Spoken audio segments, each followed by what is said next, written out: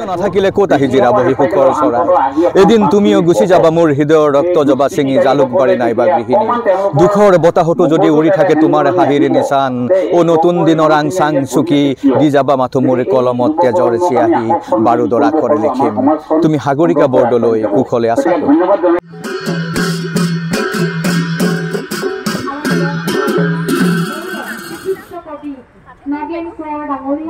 আৰু লগতে আমাৰ যুৱ প্ৰজন্মৰ বিখ্যাত কবি প্ৰণৱ কুমাৰ বৰ্মন তথা আমাৰ চাৰ্কুল অফিচাৰ ছাৰ আৰু লগতে আমাৰ অসমৰ জিলাৰ আয়ুক্ত মেম শ্ৰীযুতা লুকুমণি বৰা বাইদেৱে সকলোৱে মিলি আজি আমাৰ এই যি মুক্ত পুথিভঁৰাল এই অনুষ্ঠানটি উদ্বোধন কৰিছে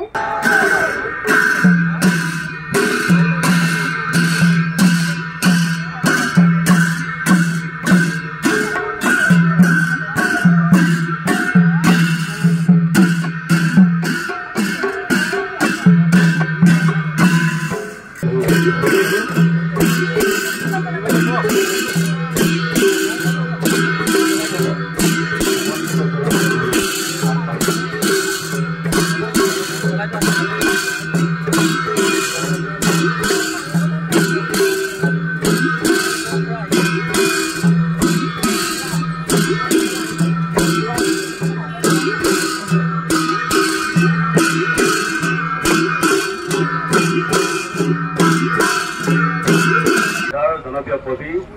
প্ৰণৱ কুমাৰ বৰ্মন আমাৰ মাজত উপস্থিত হৈ আমাৰ এই অনুষ্ঠানৰ ৰঙা ফিতা কাটিলে প্ৰথমে প্ৰণৱ কুমাৰ বৰ্মন ডাঙৰীয়াক প্ৰণৱ দাক আমাৰ গৌৰৱৰীয়াৰ হৈ অভিনন্দন আৰু সেৱা জনাইছোঁ যেতিয়া এটা জাতি আঁতৰি যায় সেই জাতিটোৱে নিজে নিজেই মৃত্যুকো মাতি আনে আৰু অসমীয়া জাতিৰো আজি সেই পৰ্যায়ে হোৱা বুলি সকলোতে আলোচনা হৈছে কিন্তু আমি যদি আজি পৃথিৱীৰ ভাললৈকে চাওঁ তেতিয়া দেখিব কোনেও কিতাপৰ পৰা আঁতৰি অহা নাই আজি ৰাছিয়াৰ প্ৰতিঘৰ মানুহতে আটাইতকৈ বেছি পুথিভঁৰাল আছে আজি কিছুদিন আগতে এখন কিতাপৰ দোকান বন্ধ হৈ গৈছিল লণ্ডনত এই এনেকুৱা কিছুমান ভাৱ চিন্তাৰে ফল আজিৰ দিনটো আৰু আজিৰ দিনটোক আৰু থকা বুলিতো এম্পেথিটো কমি যাব ধৰিছে কাৰণ তেওঁ মোবাইলতে চব মোবাইলটোতো এইটো এটা আৰ্টিফিচিয়েল এটা ইণ্টাৰেকশ্যন হৈ গৈছে গতিকে সেই বস্তুটোৰ কাৰণে কিতাপৰ লগত বা এই ধৰণৰ এটা পৰিৱেশ থকাটো খুব দৰকাৰী একোৱেই নাই কাৰণ আমি প্ৰায় সমবয়সীয়া আৰু কিতাপৰ মাজেৰে আমাৰ মনোৰঞ্জনৰ জীৱন জ্ঞানৰ জীৱন সকলোৰে আৰম্ভ হৈছে কাৰণ কিতাপে আছিল আমাৰ একমাত্ৰ মনোৰঞ্জনৰ মাধ্যম মাটিতে মা বুলি এটুৰা ৰুটিত মাটিতে সন্ধান সপোনৰ খেতি আজি এটা আচলতে অসমত বিজ্ঞান জ্ঞানৰ আৰু প্ৰজ্ঞাৰ এক আন্দোলনৰ শুভাৰম্ভ হ'ল এটা ফুটপাথত গহপুৰ জিলা প্ৰশাসনৰ তৰফৰ পৰা মুক্ত এটা প্ৰজ্ঞান নামৰ পুথিভঁৰাল মুকলি কৰা হ'ল